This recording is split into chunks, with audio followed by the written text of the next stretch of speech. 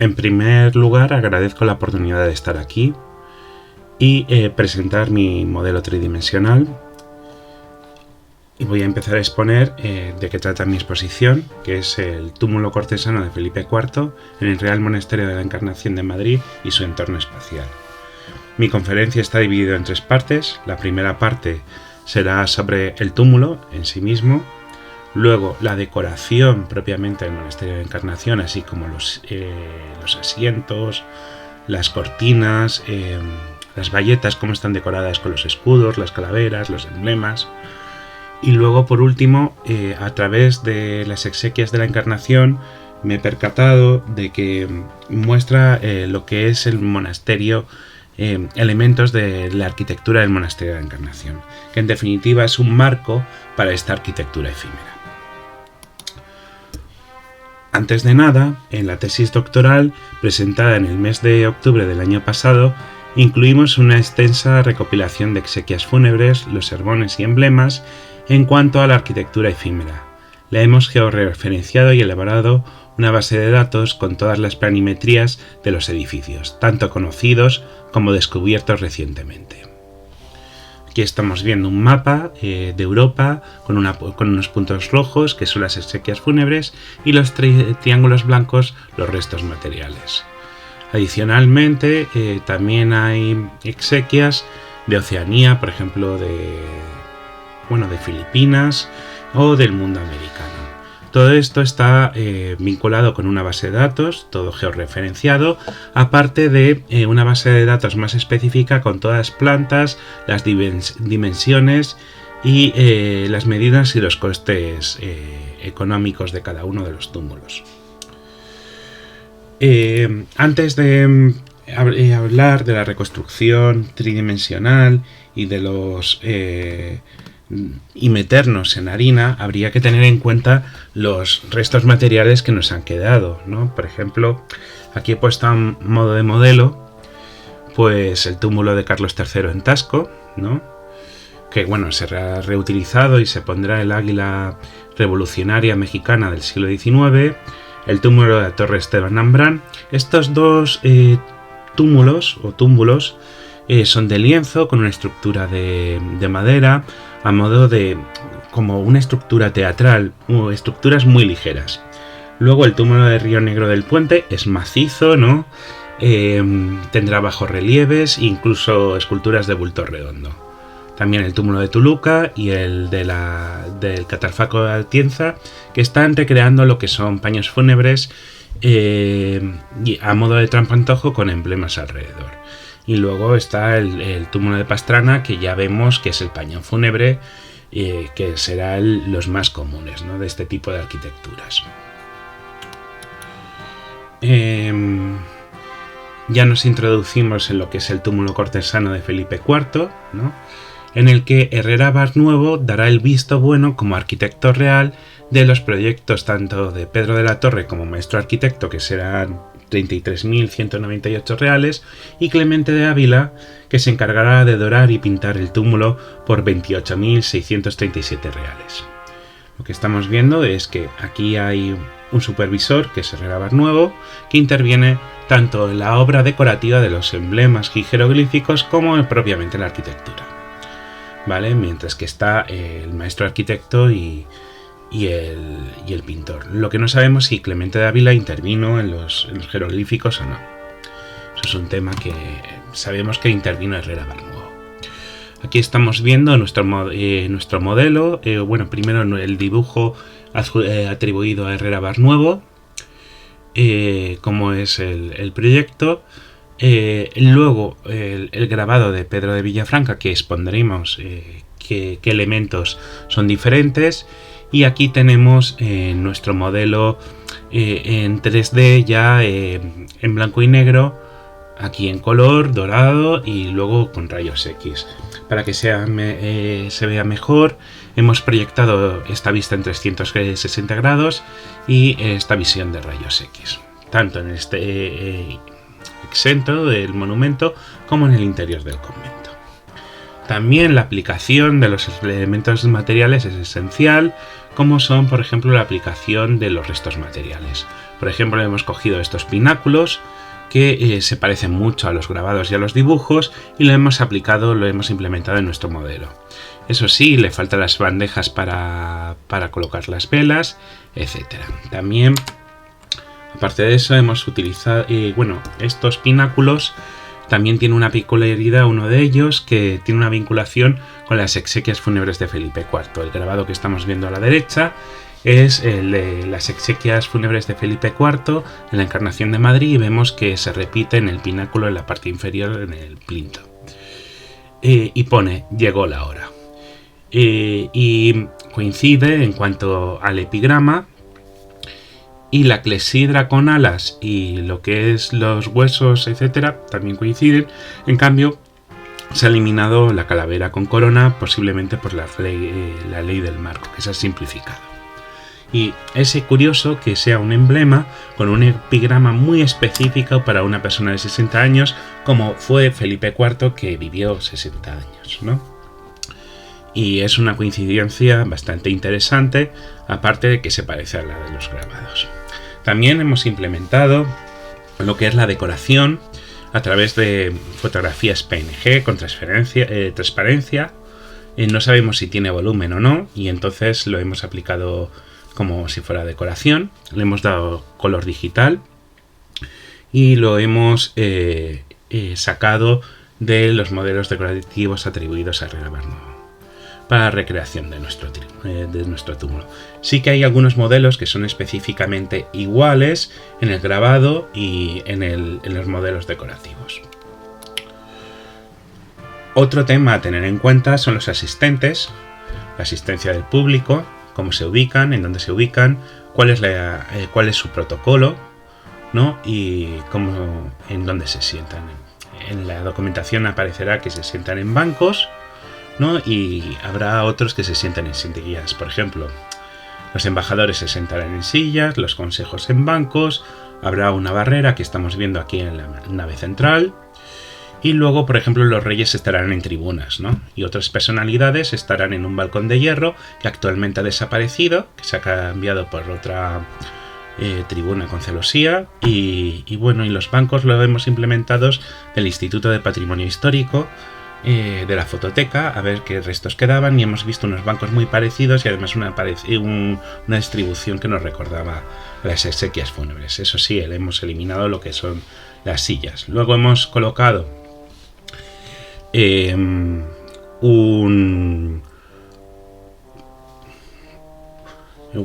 tenemos también lo que es en el ábside de testero plano, lo que es la ubicación de los obispos, la mesa en donde se recibe la misa, y luego también la reja en donde asisten el coro de monjas que asisten con sus cantos, ¿no?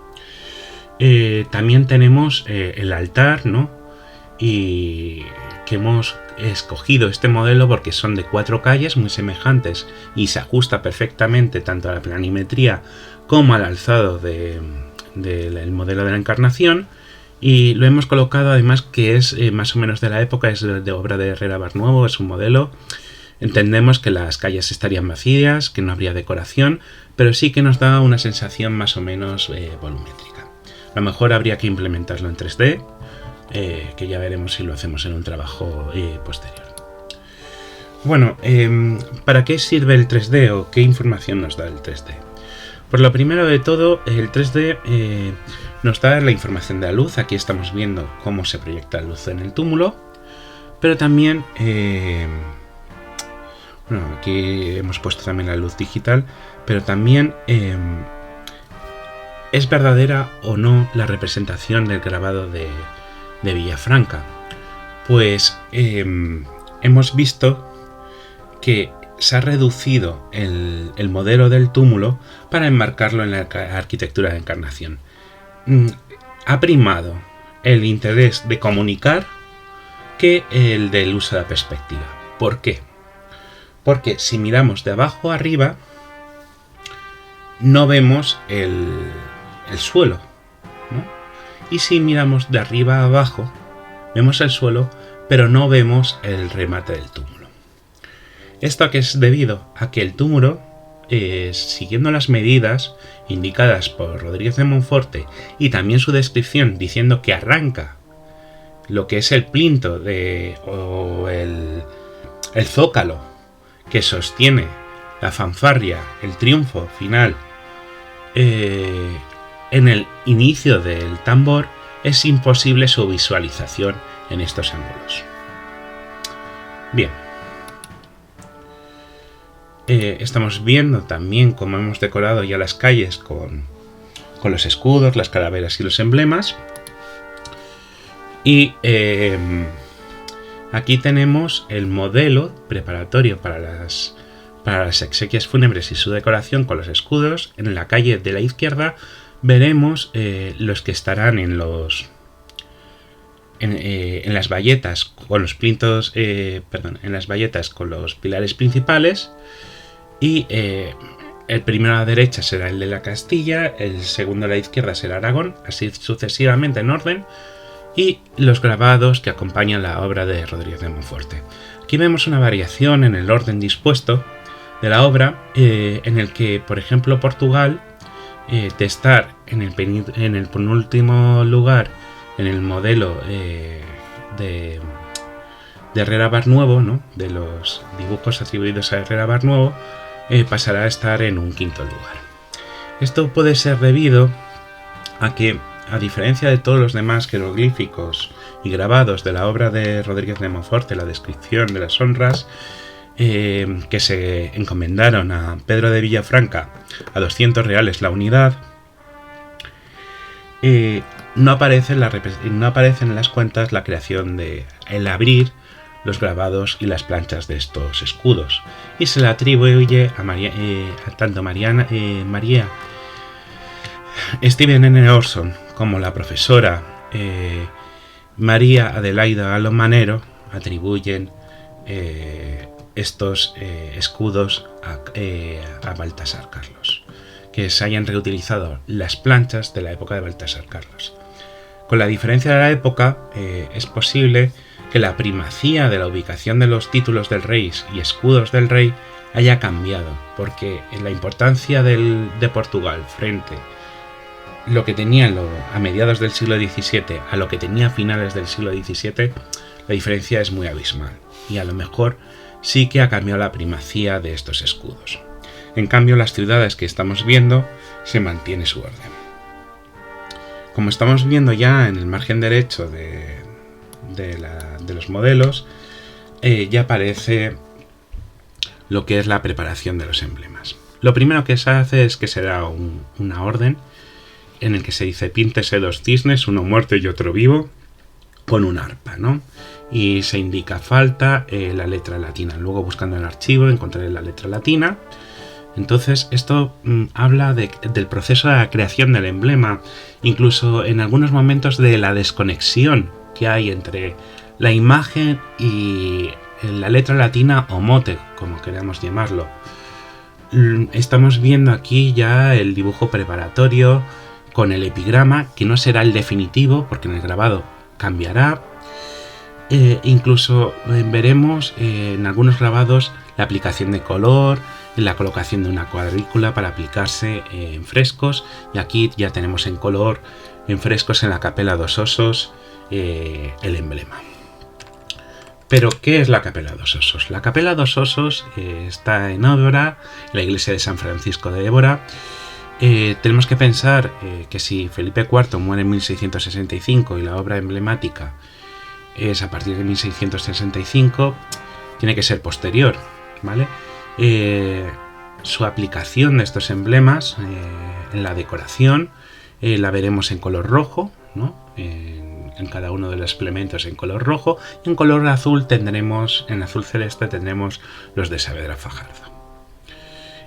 Parcialmente están recubiertos los elementos tanto del lado de la epístola al lado derecho y el del evangelio en el lado izquierdo estarán recubiertos por un muro de osamenta que se colocará al principio del siglo XVIII. Por tanto, datamos estas pinturas tanto estilísticamente como por la ubicación de ellas anteriores a la mitad del siglo XVIII, y principios de y desde 1666 hacia atrás. Ha sufrido modificaciones la pintura con elementos neoclásicos. Por ejemplo, en 1810, que es una fecha que aparece en la capilla por restauraciones de varios terremotos que hubo en Portugal, ¿vale? Pero aquí estamos viendo una exaltación de lo que es de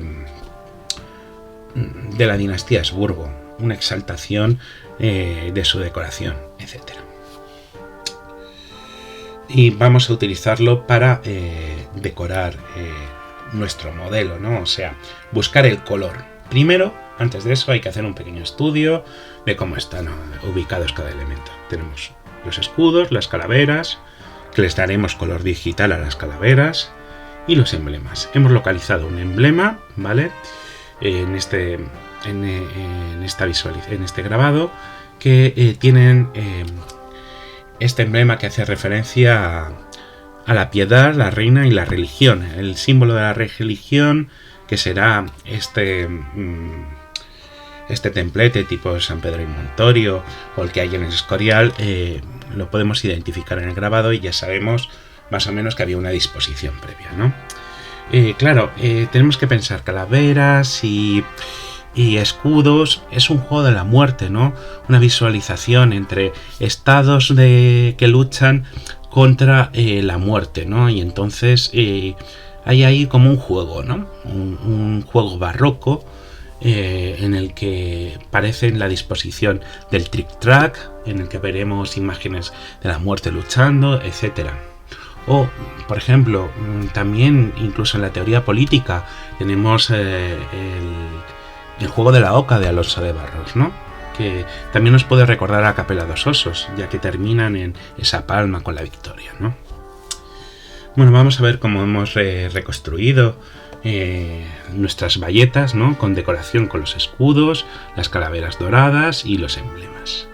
Hemos cogido las calaveras, las hemos cogido digitalmente, y aquí estamos viendo sus referencias con los grabados de Rodríguez de Monforte y cómo y cuáles son sus diferencias y cuáles son sus colores, ¿no? Hemos añadido el epigrama. La primera diferencia de todos es que los de la Capela de los Osos, al ser elementos, no tienen el epigrama por la ley del marco y una disposición horizontal, mientras que los de Rodríguez de Monforte o de Villafranca, que es el grabador, tiene una disposición vertical, ¿vale?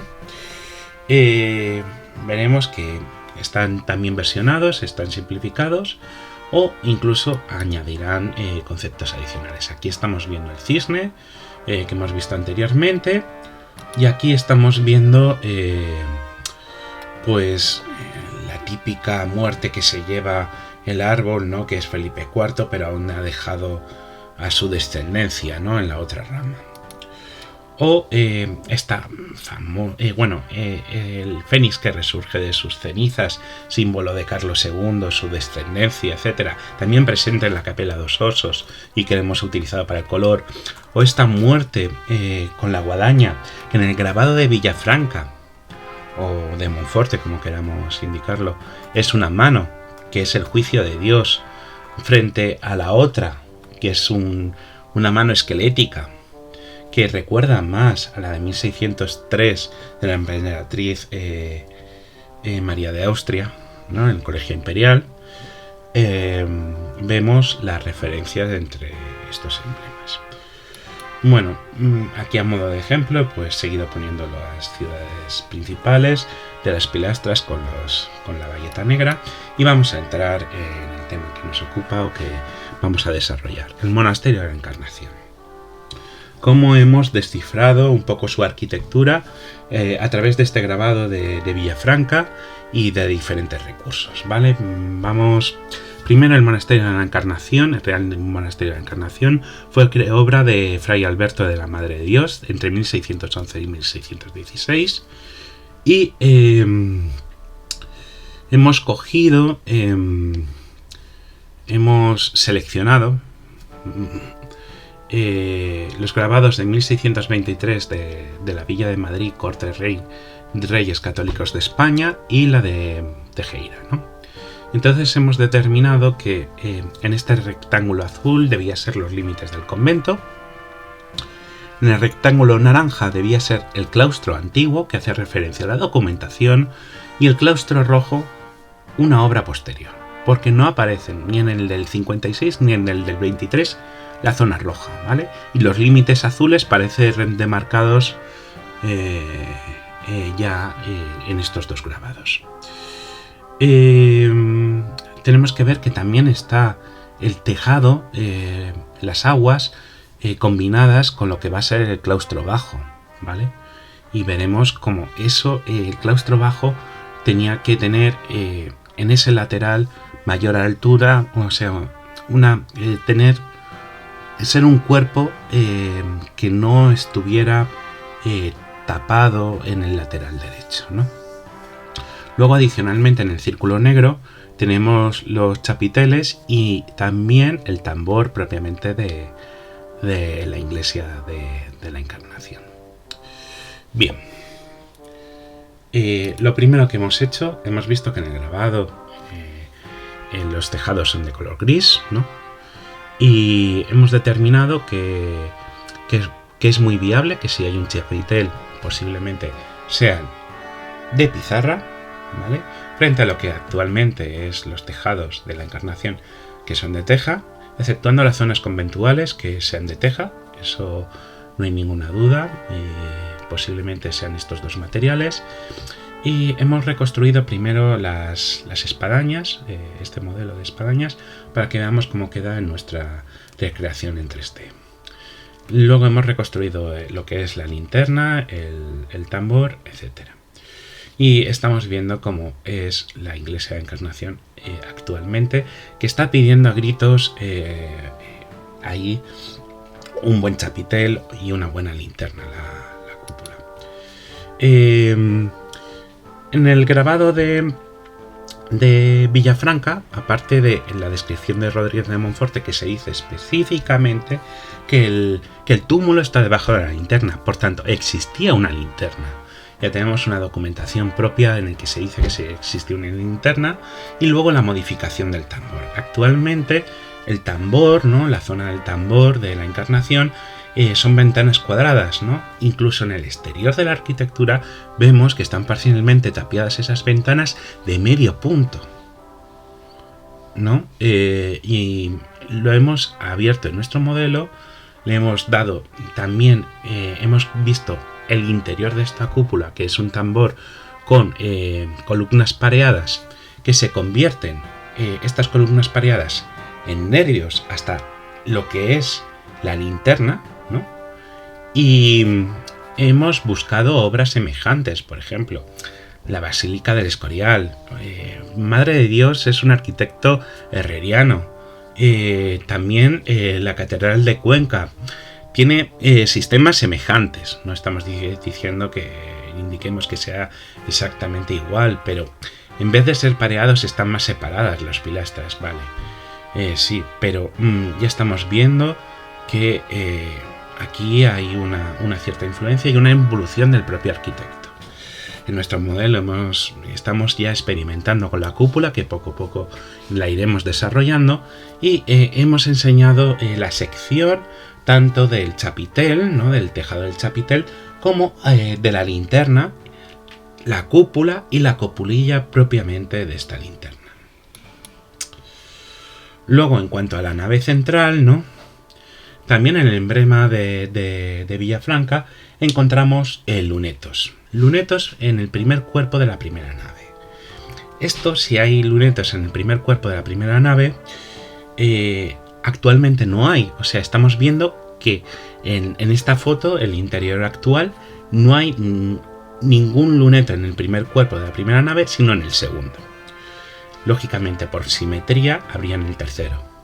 Lo que no sabemos si habría otro luneto en el nártex, ¿no? Eso no podemos decirlo, no hacemos la reconstrucción en nuestro modelo, porque también tendría iluminación propiamente del exterior, sería un poco en lo que sería, tanto en el nártex como en el coro alto actualmente, no sería necesario la entrada de esta iluminación lateral, ya que tiene una iluminación frontal, ¿no? Y hemos propuesto que sería una solución muy semejante a la de Iglesia del Sacramento o de otras iglesias, como puede ser, por ejemplo, pues la Colegiata de Madrid o el Carmen de Madrid, diferentes construcciones, ¿no? Más o menos de la época. Aquí hemos puesto la plementería como sería en ladrillo y luego los arcos de piedra y cómo se enluciría, ¿no? Se enluce todas estos lunetos y bueno, aquí estamos viendo una vista de cómo serían las bóvedas por arriba y luego también el modelo en rayos X, ¿no? Y la disposición incluso vemos de la cúpula, etc. Luego el otro cuerpo que nos hemos percatado es el coro bajo. El coro bajo tiene un sistema de lunetos que se debía parecer mucho a la nave central, ¿vale? Laterales. Y hemos visto que estos lunetos están tapiados en el lado derecho y no en el lado izquierdo. Y que entra la iluminación natural por el lado izquierdo, una estancia muy luminosa, pero también creemos que entraba inicialmente luz por los lunetos del lado derecho del coro bajo. No estaría, por tanto, construido lo que es el convento que he denominado nuevo, ¿vale? Y sería una obra posterior en el que se cerrarán estos lunetos. Y hemos dado una reconstrucción de cómo sería la iluminación del interior con esta iluminación y cómo estarían abiertos. Por último, estamos viendo los dos laterales de la iglesia, mi propuesta de reconstrucción, ¿no? Bueno, con el coro bajo. Y en definitiva, el 3D y la documentación histórica son herramientas para la investigación de la arquitectura esenciales, en el que nos da mucha información. Y nada más, muchas gracias por su atención y